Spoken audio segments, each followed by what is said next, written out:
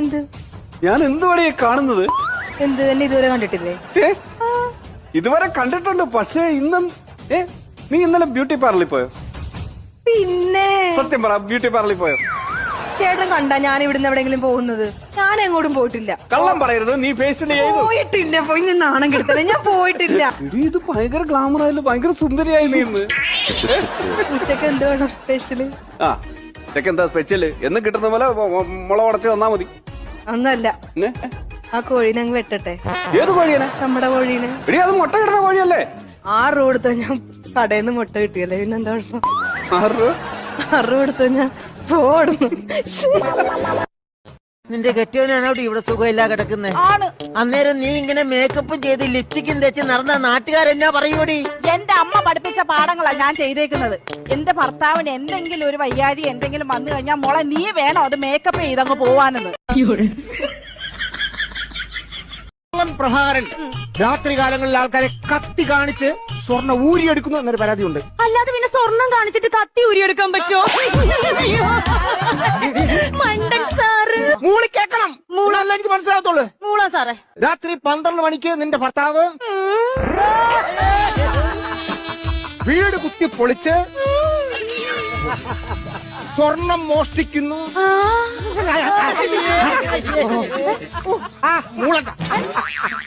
എന്താ സാറേ? എന്തോ ഇരിക്കുന്നു മൂളണ്ടേ? മൂളണ്ട.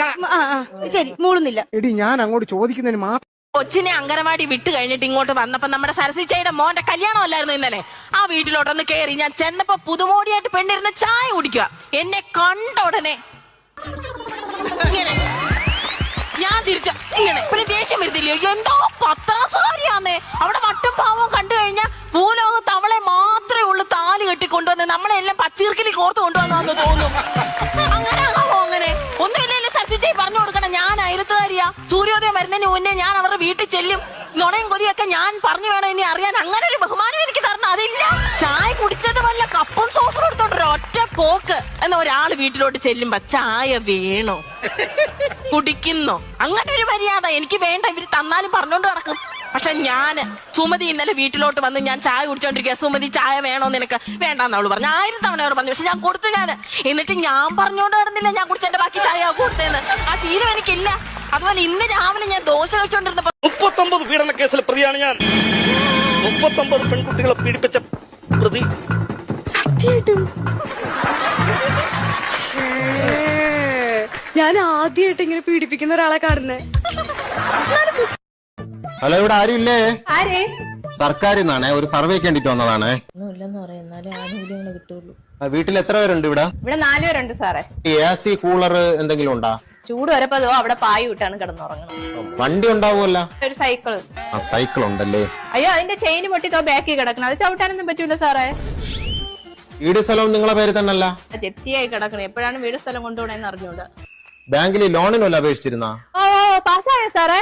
ഹലോ, ഇവർക്ക് ലോൺ കൊടുത്തു കഴിഞ്ഞാൽ നമ്മളൊരു റബ്ബർ ബാൻഡ് എടുത്ത് വലിച്ചുകൊണ്ടിരിക്കേണ്ടി വരും. എല്ലാം ഉണ്ട് സാറേ. നമുക്ക് വീട് സ്ഥലമൊക്കെ നമ്മളെ പേർക്ക് സാറേ. പ്രണയത്തെ കുറിച്ച് എനിക്ക് നല്ല അഭിപ്രായമാണ്. കാരണം നമുക്ക് ഇങ്ങനെ ഫോണിൽ എപ്പോഴും റീചാർജ് ചെയ്യണ്ട, അവര് റീചാർജ് ചെയ്യും. പിന്നെ മാസം മാസം നമുക്ക് എല്ലാ സിനിമയ്ക്കും പോവാലോ. ഐസ്ക്രീം ഫ്രീ ആണ്. പിന്നെ നമുക്കിപ്പോ എങ്ങോട്ടെങ്കിലും പോണെങ്കിൽ അവര് സേഫ് ആയിട്ട് കൊണ്ടെത്തിച്ചേരും. അങ്ങനെ ജീവിതകാലം മുഴുവൻ ഊറ്റാം. ഊറ്റാന്നല്ല, ജീവിതകാലം മുഴുവൻ പ്രണയിക്കാം.